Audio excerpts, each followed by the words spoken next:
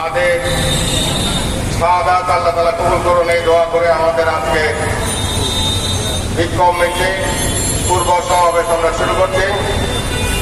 এখন এই শুরুতে এই অনুষ্ঠানে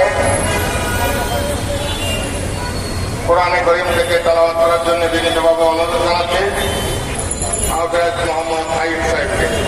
আবরাজ মোহাম্মদ আইয়ুব।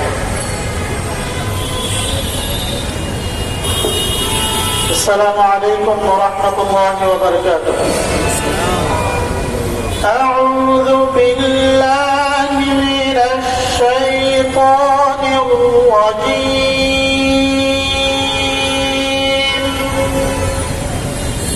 بسم الله الرحمن الرحيم.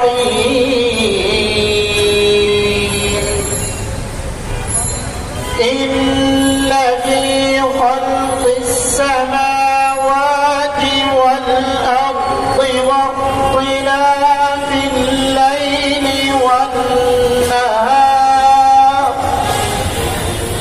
واختلاف الليل والنهار لآيات لأولي الألباب الذين يذكرون الله قياما وقعودا وعلى جنوبهم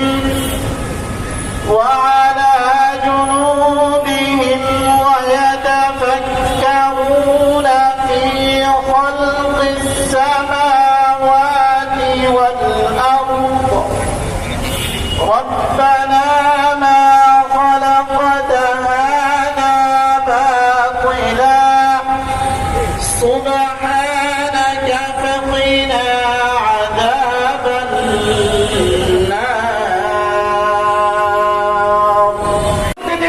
উৎখাত করার জন্য আধিপত্যবাদীদের নকশার অংশ হিসাবে শেখ হাসিনার নির্দেশে এই নারকীয় হত্যাকাণ্ড সংঘটিত হয়েছিল।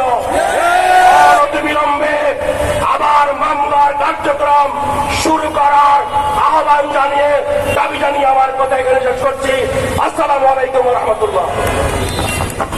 সংগ্রামী উপস্থিতি, এতক্ষণ পর্যন্ত বক্তব্য রাখলেন জামাত মনোনীত 11 আসনের সংসদ সদস্য পদপ্রার্থী জননেতা জনাব শফিউল আলম। এ পর্যায়ে